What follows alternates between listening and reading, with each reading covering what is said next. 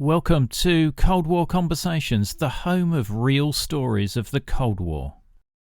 In 1968, one of the CIA-owned airlines tested dropping men out of his Boeing 727. And when D.B. Cooper hijacked the 727, he gave the same flight configurations as them. This is Cold War Conversations. If you're new here, you've come to the right place to listen to Cold War history. Please make sure you follow us in your podcast app so you don't miss future episodes. On November the 24th, 1971, a man using the alias Dan Cooper hijacked a Northwest Airlines flight, demanding a ransom of $200,000 and 4 parachutes. What followed was a daring escape that has left investigators and enthusiasts puzzled over 5 decades. I sit with Pat Boland, a true crime aficionado and expert on the D.B. Cooper case. Boland shares her deep dive into the many theories surrounding this infamous hijacking, which remains the only unsolved case of its kind in US history. She recounts the events of that fateful day, painting a vivid picture of Cooper's calm demeanour and meticulous planning. I'm delighted to welcome Pat Boland to our Cold War conversation.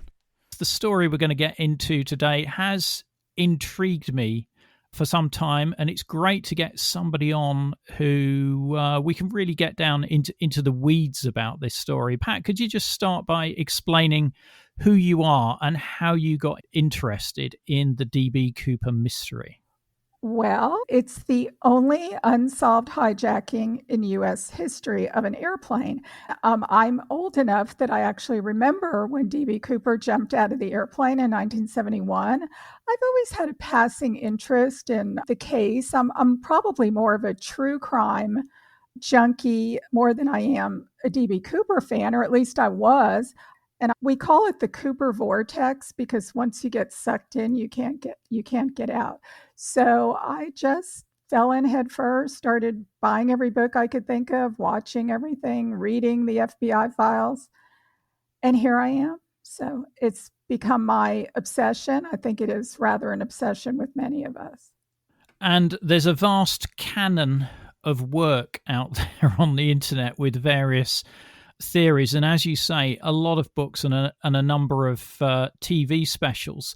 But for those that don't know the story, could you summarize the story of November the 24th, 1971 for me? Definitely. It was a typical day in the Pacific Northwest of the United States. It was a little kind of rainy and gloomy, but it was the night before Thanksgiving, so a lot of people were anxious to get home. Even back then, today in the US, I believe that's the busiest travel day of the year, but the airports were pretty crowded even back then on the night before Thanksgiving, which of course is the only holiday in the US that pretty much everyone celebrates.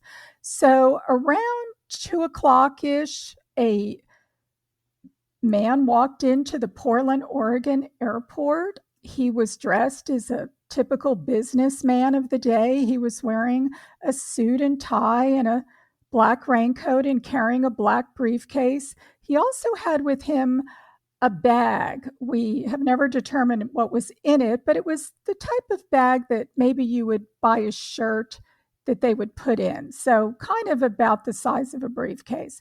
And he walked up to the Northwest Airlines ticket counter and purchased a one-way ticket from Portland, Oregon to Seattle, Washington, which was about a 30-minute flight. The ticket was exactly $20, which he handed over a $20 bill. He gave his name as Dan Cooper. Some people think that we have Cooper's handwriting. We do not. He actually gave the name to the ticket agent who wrote it for him. Interestingly, when the ticket agent was interviewed, he said that Cooper gave his name as Cooper, Dan Cooper, which of course reminded people a lot of the famous Bond, James Bond. So that's kind of funny. But he kind of hung around, and the airport was under construction. I guess some things never change, but they were unable to access any of the planes from the jetway. Now, The particular plane that Cooper was going to board was a Boeing 727. What was unique about the 727 was there were only two planes flying in the US at that time that actually had the stairs to enter the plane at the back of the plane.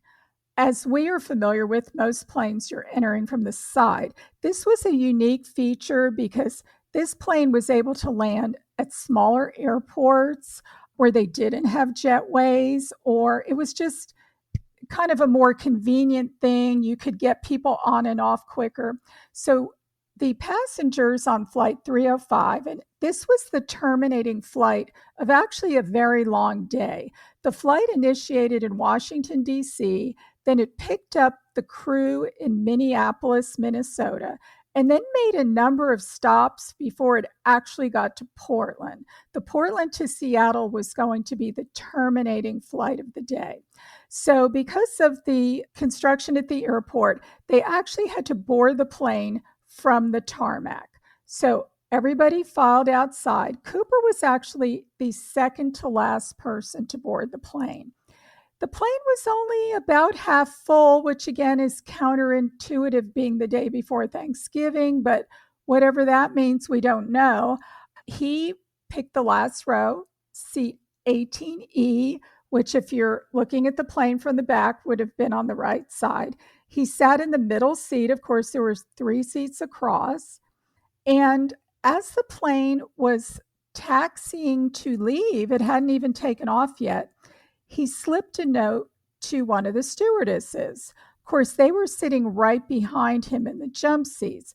Well, she did not look at it right away, but he then, turned around and said, "Miss, you better look at that note." And when she did, of course, she almost fainted because it said, "Miss, I have a bomb. Come sit by me."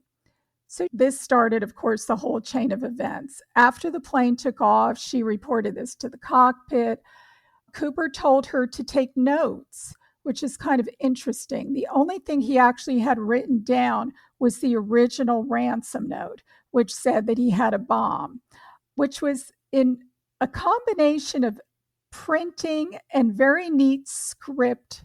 So Cooper had good handwriting, so whatever that's worth. So, of course, the cockpit crew was alerted. The cockpit crew never saw Cooper. They never left the cockpit during this whole ordeal. So Cooper told the stewardess, Flo, to write down that he wanted $200,000 in a knapsack. He wanted 4 parachutes, which were 2 back chutes and 2 front chutes.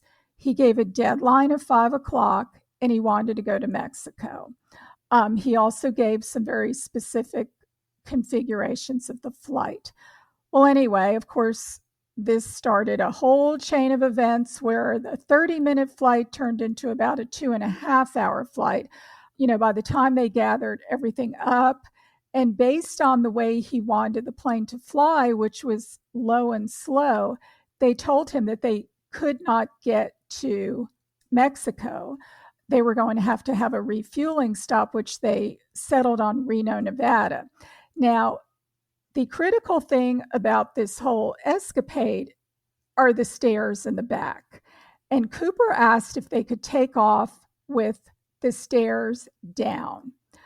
Well, Northwest Airlines immediately said, absolutely, you cannot do that. That is going to cause major damage to the plane right from the beginning.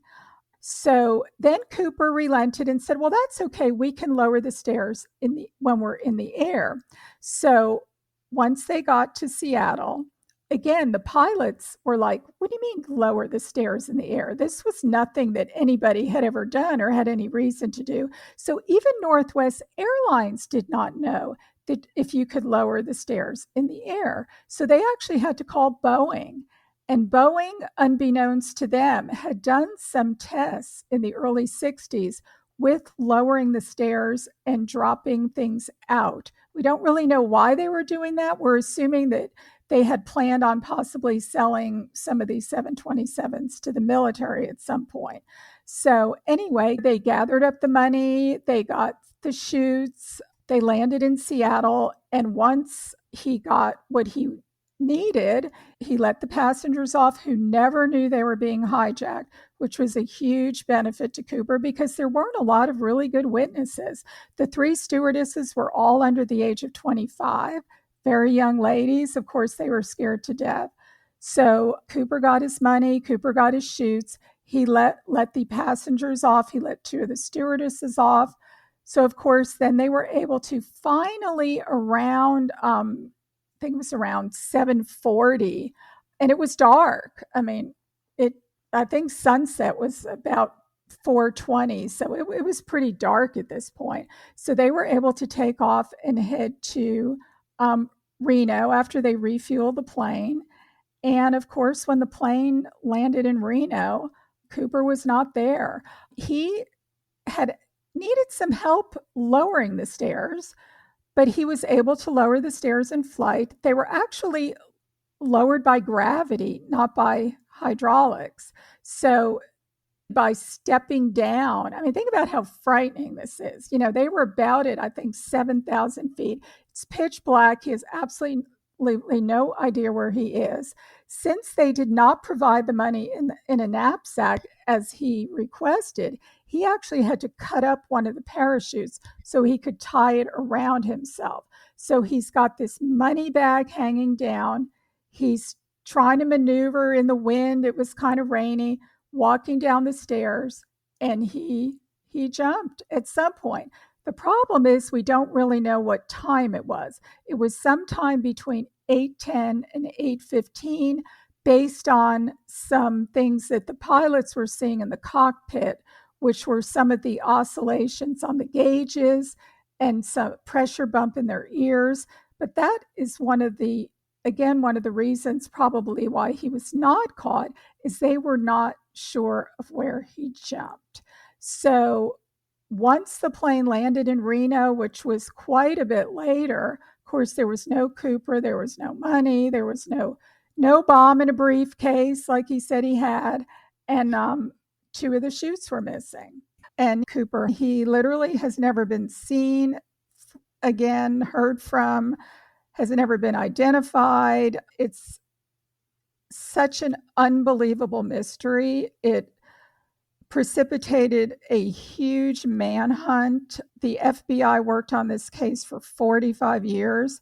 Finally, in 2016, they announced that they had administratively closed it. Of course, they immediately thought Cooper had died because nobody had ever attempted anything so crazy as this. In all these hijackings that I've talked about, and there were hundreds of them, no one ever jumped out of the plane. They were all on the plane, of course, when they landed. So they just assumed that, this crazy guy decided to do something, almost a suicide mission. But then when they didn't find any body, they didn't find any money, they didn't find his briefcase or anything else in the pursuit of Cooper, there was an unfortunate time lapse between the crime and actually boots on the ground. And I think they lost a lot of time there. Of course, everybody was out looking for him because it was Thanksgiving weekend. So the general public thought, this was crazy. So everyone was running around Washington looking for D.B. Cooper and, of course, his $200,000. Part of the problem is they didn't really know exactly what time he jumped. They're estimating he jumped between 8:10 and 8:15 based on some popping that the cabin crew felt in their ears. But again, they don't know. So a jet airplane in 5 minutes can travel quite far. So that was part of the problem. They were probably looking in the wrong place. Now we believe that Cooper jumped a little bit farther south. But anyway, after, just months turned into years, turned into decades, I think the FBI would say they were really no closer in 2016 than they were in 1971 in solving the case. Incredible. I think that there's some great details in this story, which is something that we really enjoy on Cold War Conversations, is some of the details. And one of the bits I liked is that the stewardess that was handed the note, she thought that the guy was trying to chat her up and had handed her his phone number on this note, so she didn't look at it straight away. Exactly. There were 3 stewardesses, Flo, Tina, and Alice. Alice was in the first class cabin. Flo was actually the first person to interact with him. And I know when we think of D.B. Cooper, we think of that sketch of him wearing the dark sunglasses. Flo is really the only person who saw him without his sunglasses, which he was not wearing when he first entered the plane. He put them on at some point after that, but that's exactly correct. He handed her the note and they were, strapped in the jump seats for takeoff, and she just stuffed it in her pocket. He turned around and said, "You better read that, miss." Again, he was very polite. This is another really strange thing about D.B. Cooper. A lot of other men, we call them the copycats, unfortunately, they decided to pull off the same stunt as Cooper did. Of course, all of them were promptly arrested and convicted, but they were jumping around, waving guns and threatening people, and Cooper remained calm, cool, and collected. The stewardesses all said he was very nice. He never specifically threatened them other than the fact that he told them he had a bomb, which clearly is threatening. But it was an altogether very odd way in which he conducted himself. And that's really part, I think, of the mystery of the case, that he didn't really seem like a criminal. He just seemed like somebody's middle-aged dad who decided, for whatever reason, to hijack a plane and jump out of it. And I think it's important to remember that back in 1971, catching a plane was like catching a bus. 100%. As you described, you just paid your money and walked on. There was no security check.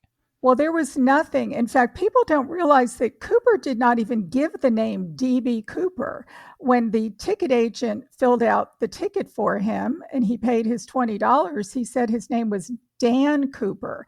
It wasn't until, it was kind of a game of telephone where one of the reporters, everything was so chaotic at the airport that he misunderstood and it kind of stuck. He did an article saying his name was D.B. Cooper, but that wasn't even his name. No, you handed over your money. In fact, you could even make a reservation over the phone back then for a seat on an airplane without even giving a credit card. You just gave your name and they held your seat for you. I think people don't realize, but back in the 60s and early 70s, until we changed a lot of the restrictions at airports, there were hundreds of hijackings of airplanes around the world.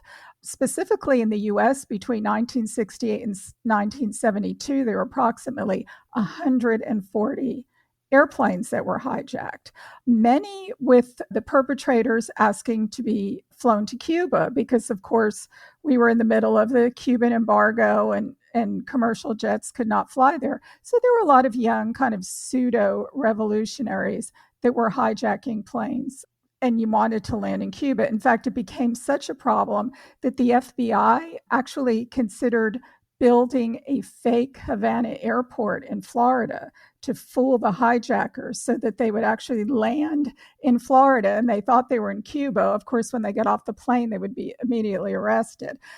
Interestingly, at the time, the Nixon administration, of course, Richard Nixon was president during that era, they were really pushing for more security because the FBI was not too happy about all these planes being hijacked. There were no metal detectors, there were no checks. I mean, it was only a matter of time before there was a major disaster. But they did not want to inconvenience their passengers, which I think we find kind of humorous now.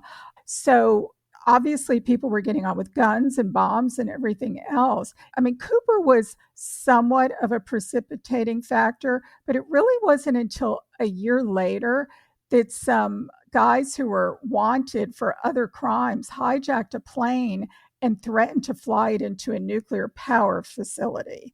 Well, that was really the tipping point when the federal government stepped in and said they were going to fund metal detectors and a lot of the things that were just, commonplace now.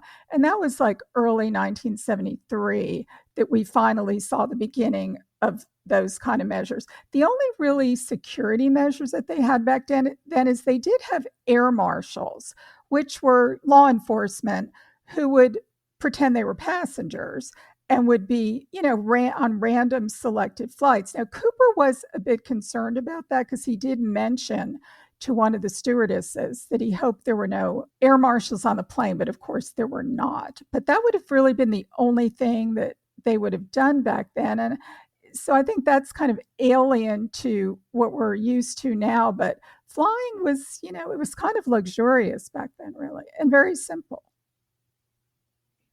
So the plane flies to Seattle as it would as the scheduled flight. He lets the passengers off. Once he got the money, which that was interesting. He originally asked for the money in a knapsack, which is, we would call a backpack. That's a interesting terminology because a lot of people connect that to not being so much of an American term. A lot of people think Cooper was Canadian, but that's a bit of another story. They did not give him a knapsack. They gave him the money in a very flimsy money bag. So once he got his money, he did let the passengers off. And then once he got his parachutes, then he let two of the stewardesses leave. So he kept Tina, one of the stewardesses who was with him the entire time, he kept her on the flight from Seattle to Reno. And $200,000, what's that sort of like now in today's money? It's funny because a lot of people say, well, that's not very much money. In today's dollars, it's around $1.5 million.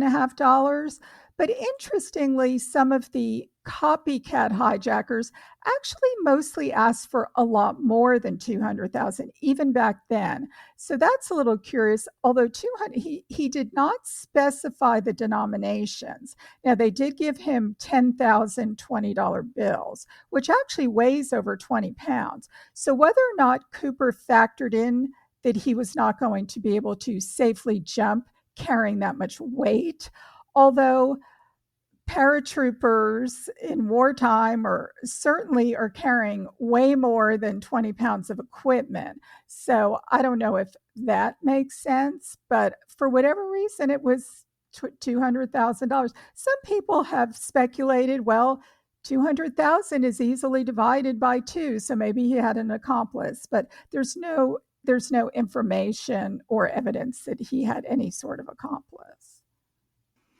You said this was the weekend of Thanksgiving, and like everything closes down then. That must have been quite a challenge to get hold of $200,000 over that weekend. Well, that is what is, as I say, another rabbit hole. There was a very large bank in Seattle that had multiple branches, and they had put aside $250,000 in a separate vault that the serial numbers were recorded in anticipation of some sort of ransom event, which, from what we have found out, was not the norm. I mean, we're not aware of any other bank that was doing that. Now, if you want to be all conspiracy theory, did Cooper know that money was there? We have no idea. And you're correct. Back in 1971, at least in the US, banks typically closed at 3:00. This particular bank, being the main downtown Seattle branch, actually stayed open till about 5, which that was the deadline Cooper originally gave to get his money and his parachutes. So the fact that the serial numbers were already pre-recorded, I'm sure a lot of your listeners already know that in 1980, a little boy was playing on a beach in Vancouver, Washington on the Columbia River, building a campfire. And what did he find but 3 packets of $20 bills that were rotted away, but the serial numbers were still visible. And his parents took the money to the FBI. And of course, that was identified as some of Cooper's ransom money, which is the only thing we have post hijacking of Cooper's. Unfortunately, that has created probably a bigger mess than the whole case from the beginning, because nobody knows how that money got there, because it's not on the Air Force produced flight path. It's several miles away. So how did that money get there? No one has been able to figure that out. So that did not help the case at all. made it more complicated. Intriguing. The whole of this story is intriguing. Now, you've done your own research and you've spoken to some of the people involved in the case. Can you talk about those? Well, I definitely have. Interestingly, out of the 6 crew members, 5 are still living. So I've been able to speak to at length to one of the stewardesses, and she has provided some interesting information. The gentleman who drove the money from the bank to the airplane is actually still with us, thankfully, and he was able to give some really good information about how the money was packaged, how the packets were bundled together. So that was really interesting.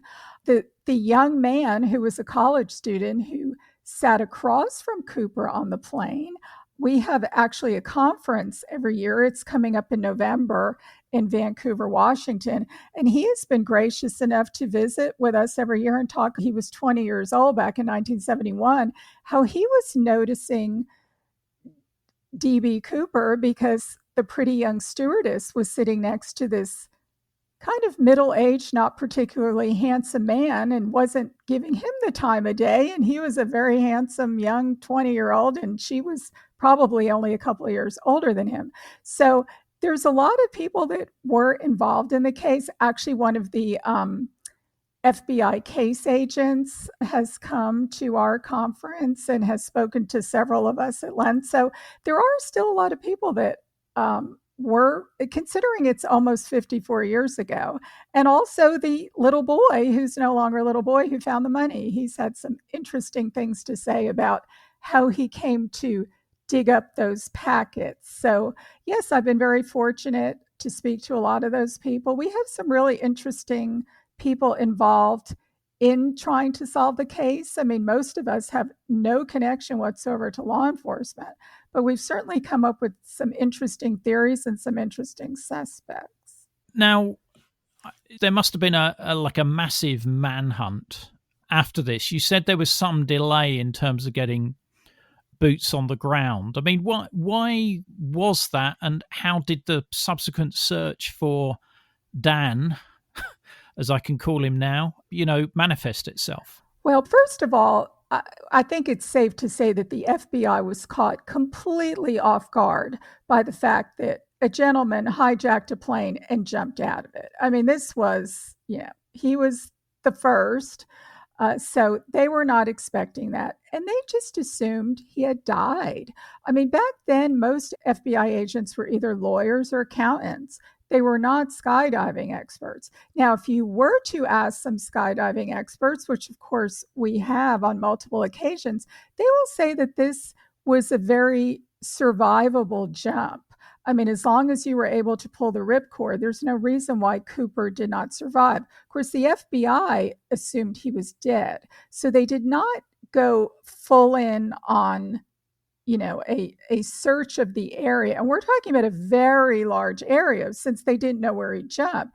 There's forests, there's farmland, there's homes, there's all sorts of stuff. So that was a problem. Now, there were a couple of chase planes that the Air Force had sent after Flight 305. The problem was the way the configurations that Cooper gave, the plane was flying basically low and slow. Well, the chase planes were not able to maintain that speed. It was stall out speed for them. So we don't have any reconnaissance from those planes. So really, it was kind of like, where do we even start? And then the fact that it was Thanksgiving weekend.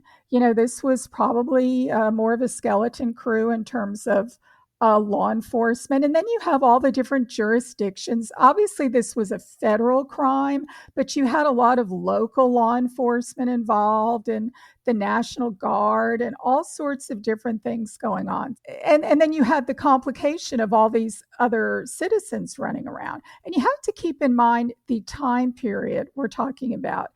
In 1971, it was late 1970, the federal government canceled a huge contract with Boeing for the SST, which was actually our version of the Concorde.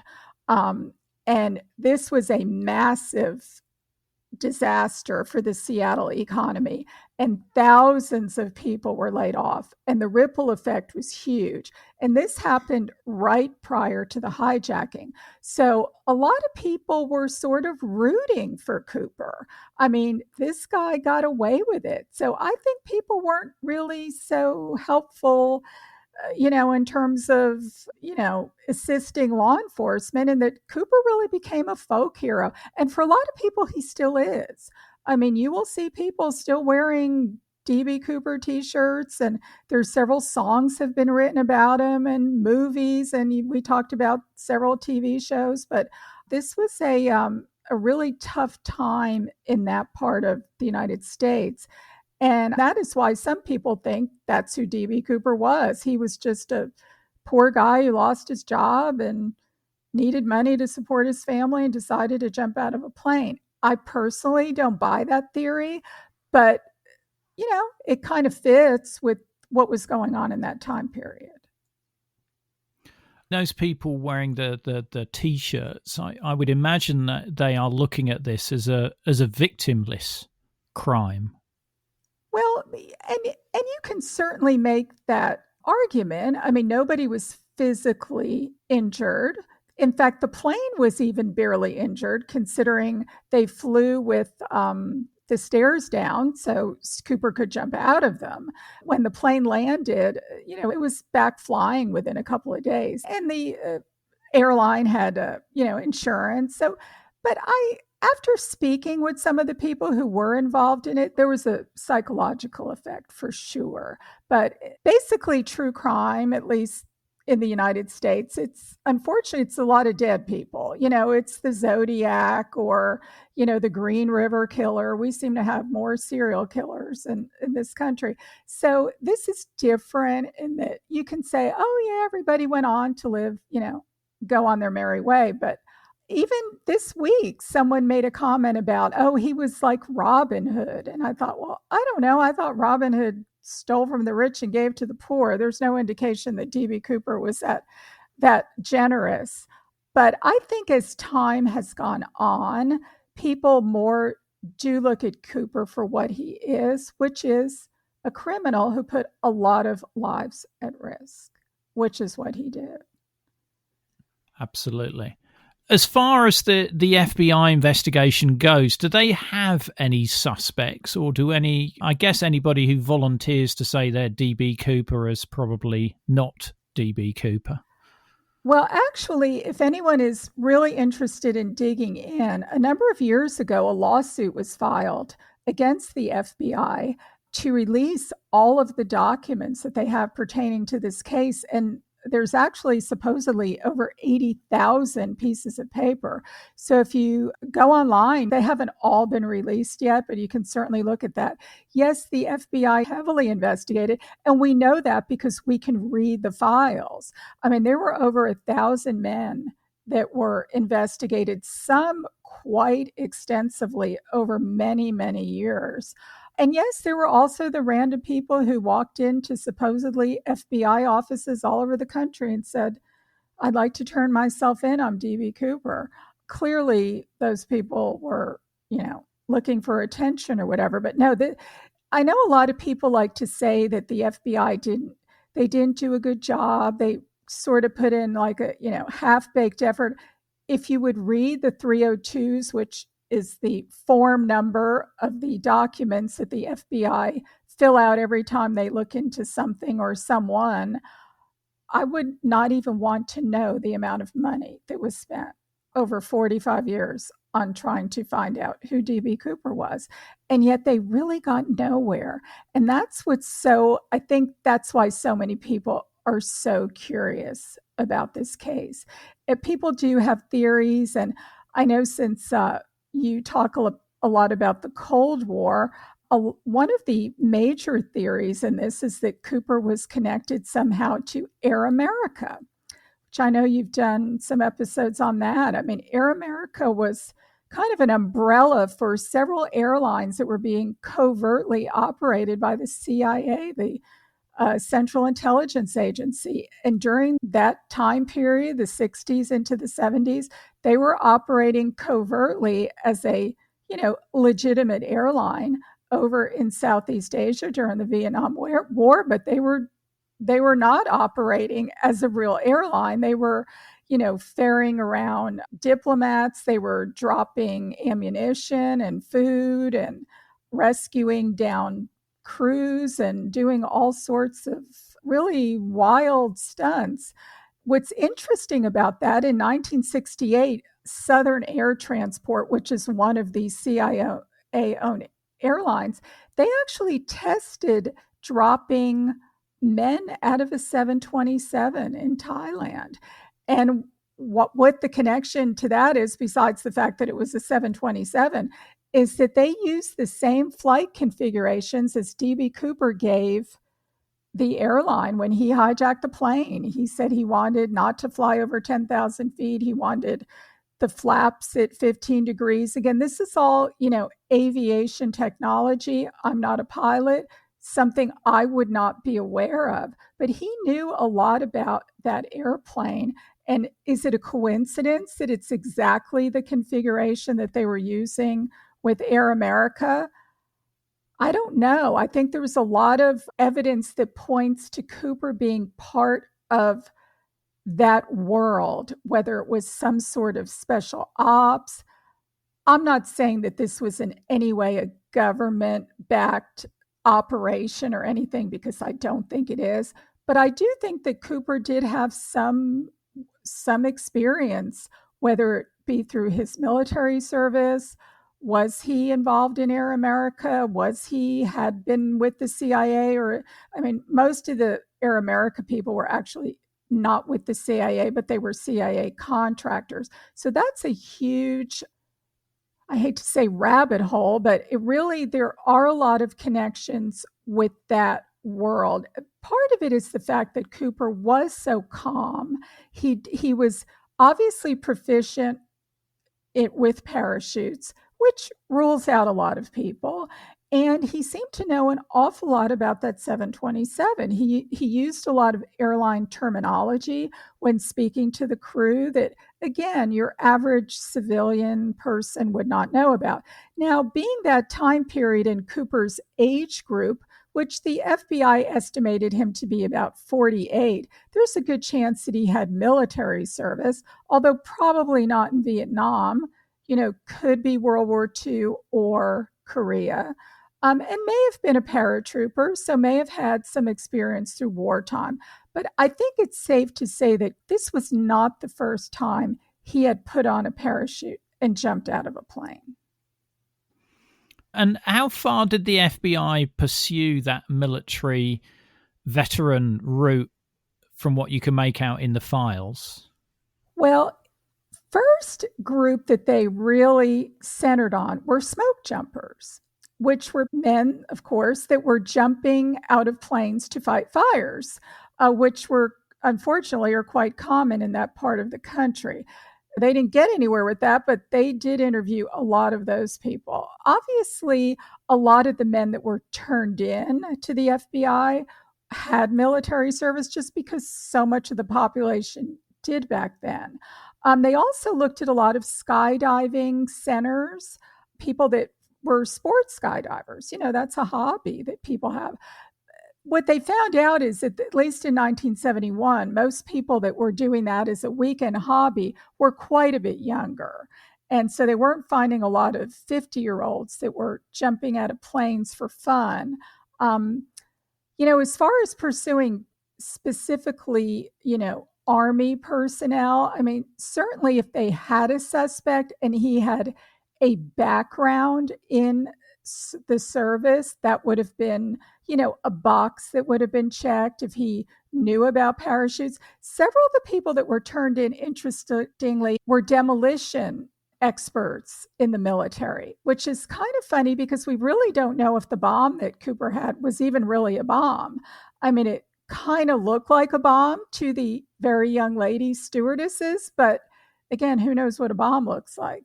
So that's kind of interesting how many of those people were turned in. A lot of the people that were turned in were somebody had a grudge against their ex-brother-in-law or something like that. But certainly in having military service, when you are looking at a suspect or person of interest, it's a positive, especially if it was in a capacity where you would have been wearing a parachute or have the opportunity to be jumping out of a plane.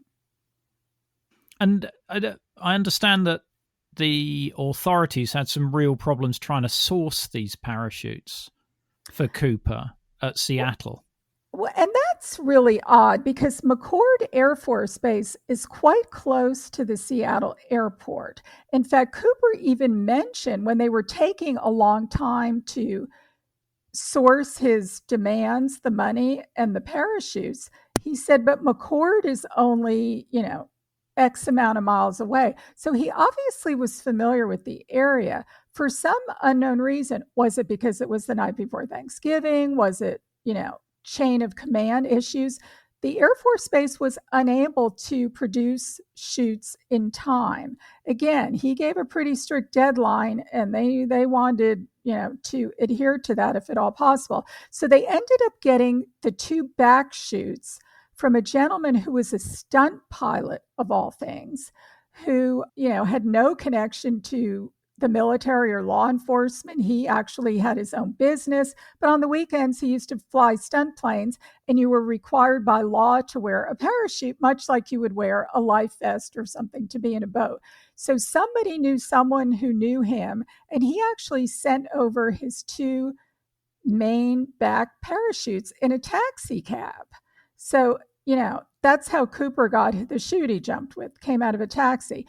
The two front reserve chutes came from yet another place, which was a skydiving school in Issaquah, Washington, which again is not far. And for some unknown reason, the gentleman gave two chutes. One of them was operational and the other one was not operational. It was a classroom training chute. So Cooper had four parachutes, one of which would have done him no good in terms of jumping with. That chute is missing. So we don't know what he did with it. Did he get mad and throw it out of the plane? But it's not there. So there are two chutes that were on the plane one is in a museum in the state of Washington, and the other one is in the possession of the Federal Bureau of Investigation. I mean, the state of forensics in the 1970s would obviously not have been as strong as today, particularly around DNA. What sort of forensic investigation has gone into this? Because he's obviously handled the parachutes, but I guess hundreds, thousands of people have probably handled those parachutes in the meantime. But he also left behind an article of clothing as well. Yes, he did. Cooper left a very inexpensive black skinny clip-on tie, which if you go watch some old 1971 American TV shows, skinny ties were not in fashion. He left that on the plane, and we don't know why. Did he just not need it? Was it an error? Cooper was pretty careful. I mean, he took back the ransom note that he gave the stewardess. He smoked some cigarettes and took back the matchbooks that he used. So he was pretty careful with the evidence, but he left his tie. Well, of course, in 1971, DNA was not an investigative tool at all. So nobody wore gloves. The tie was actually coated with fingerprint powder because, of course, really the main tool back then was fingerprints. So for some reason, there are not a lot of fingerprints on the plane, which leads us to believe that possibly Cooper obscured his prints in some way. Was it super glue? The old gangster movies, they used to put acid on their fingertips, but for some reason, there's not a whole lot of fingerprints. But no, the tie was dusted for prints. There was nothing there that was usable. There was a head hair that was found.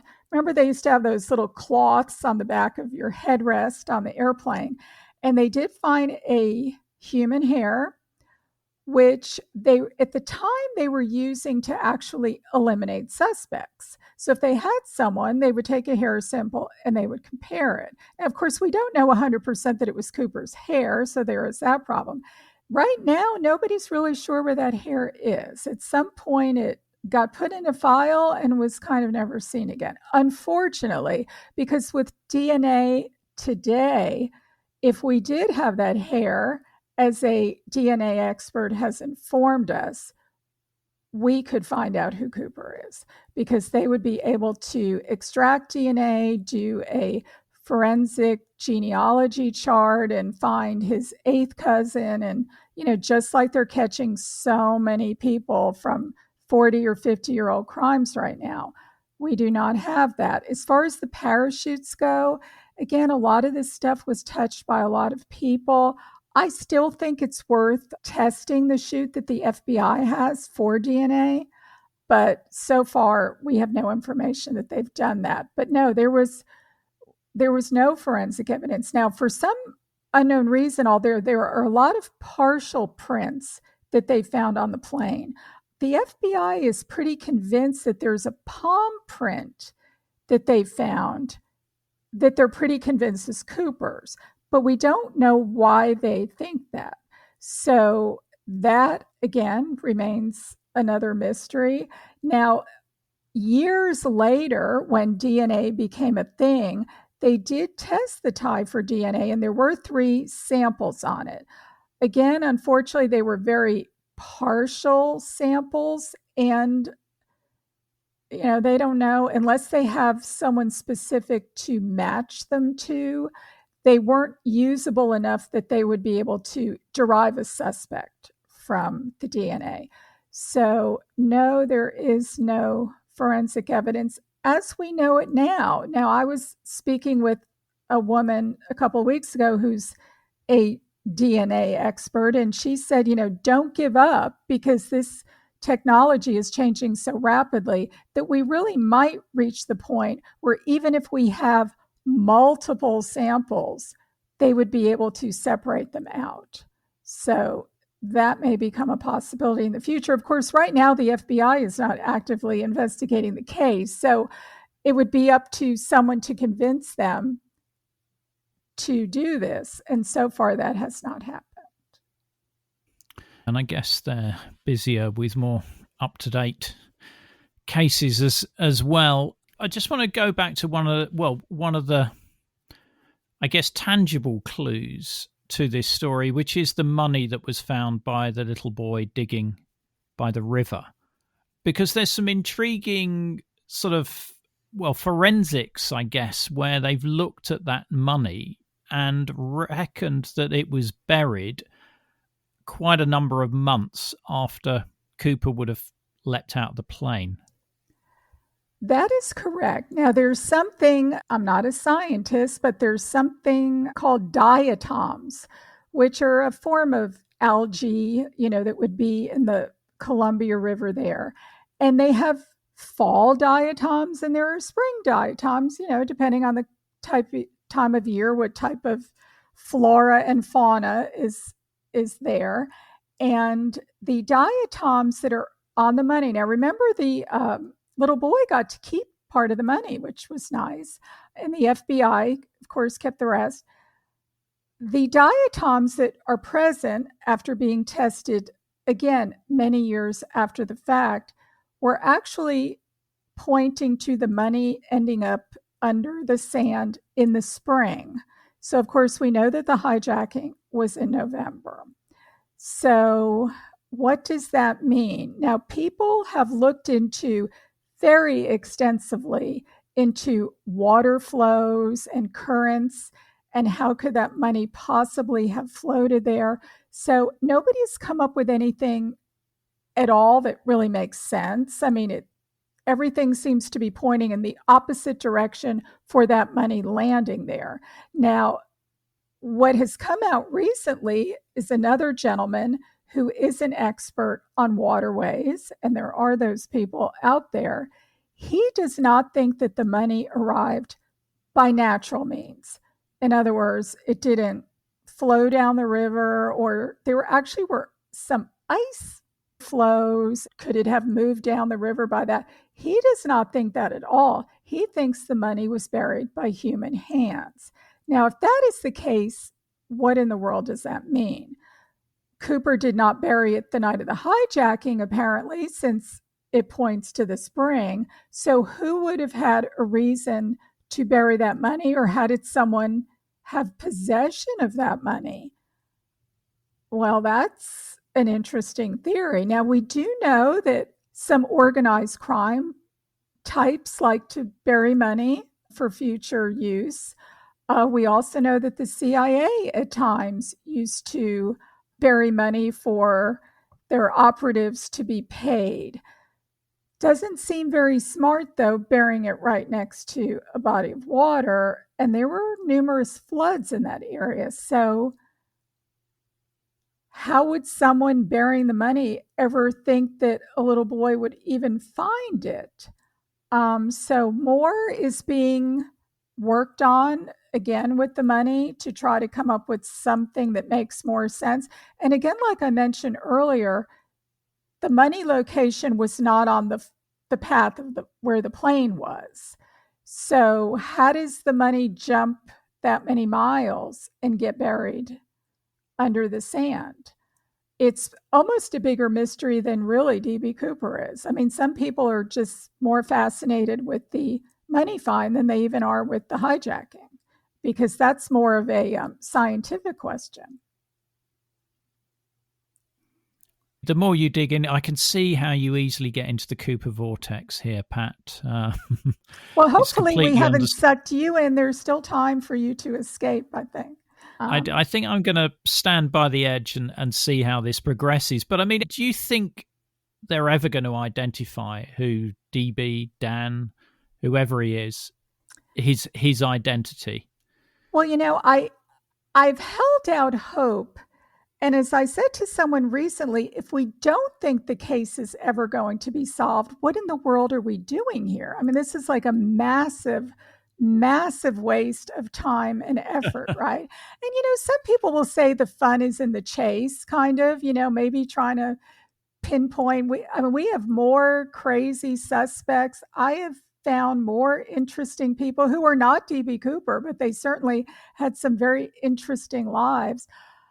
I think on one hand, the longer we go, the less chance that someone is going to come forward and say, my grandfather just died and I found some $20 bills in his attic and he was DB Cooper. I think that ship has kind of sailed at this point. I think after 54 years, and I didn't mention earlier, since all the money serial numbers were recorded, that none of the other money has ever shown up. So, I mean, I think that's really important, other than the $6,000 that was found on the beach.